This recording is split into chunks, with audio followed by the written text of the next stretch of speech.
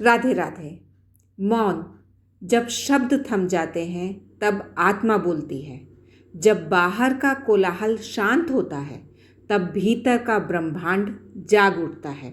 ऐसे ही गहन आध्यात्मिक मौन का पर्व है मौनी अमावस्या।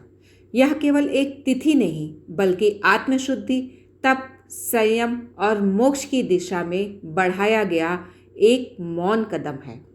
कहा जाता है कि जिस दिन मनुष्य स्वयं से संवाद करता है उसी दिन ईश्वर सबसे अधिक निकट होते हैं।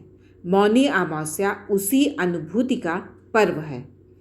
पौराणिक मान्यताओं के अनुसार मौनी अमावस्या का संबंध मनु महाराज से माना जाता है, जिन्हें सृष्टि का प्रथम मानव और मानव जाति का जगत कहा गया है। शास्त्रों में उल्लेख मिलता है कि मनु महाराज ने इसी अमावस्या के दिन मौन व्रत धारण कर गहन तपस्या की थी। उन्होंने वाणी को संयम में रखकर मन को पूर्णतः ईश्वर में स्थिर किया और तभी उन्हें धर्म, समाज और जीवन के नियमों का दिव्य ज्ञान प्राप्त हुआ।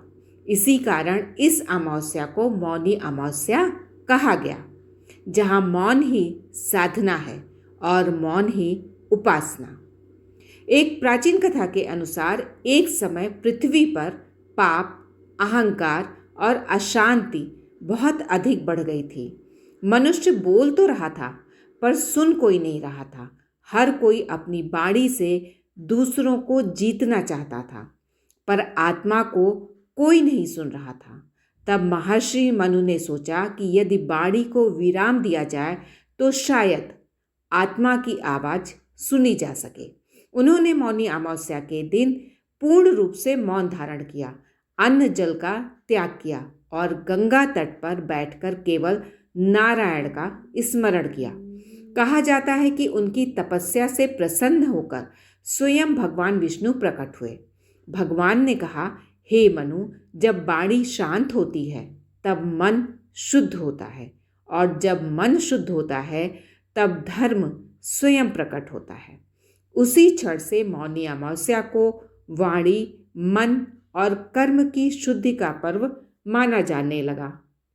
यह दिन केवल बोलने का त्याग नहीं है बल्कि व्यर्थ विचारों, क्रोध और अहंकार के त्याग का प्रतीक भी है। मौनी अमावस्या का सबसे बड़ा महत्व पवित्र स्नान से जुड़ा हुआ है।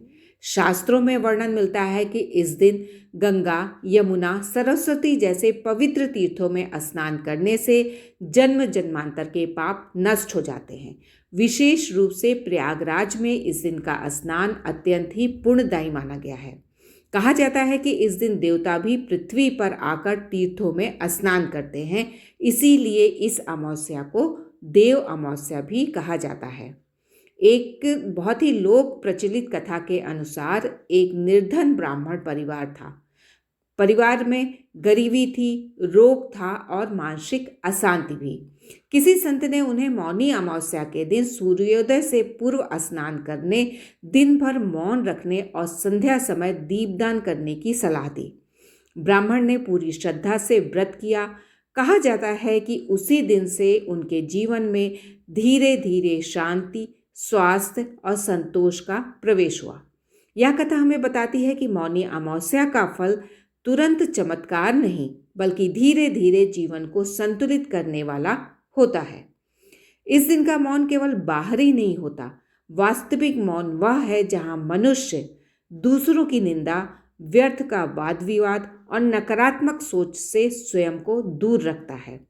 शास्त्र कहते हैं कि जो व्यक्ति मौनी अमावस्या के दिन मन, वचन और कर्म से संयम रखता है उसके जीवन में अनावश्यक बाधाएं स्वतः दूर हो जाती हैं। तो मौनी अमावस्या पर दान का भी बहुत ही विशेष महत्व है। अन्नदान, वस्त्रदान, तिल, गुड़, कंबल का दान अत्यंत ही पुण्यकारी माना गया है।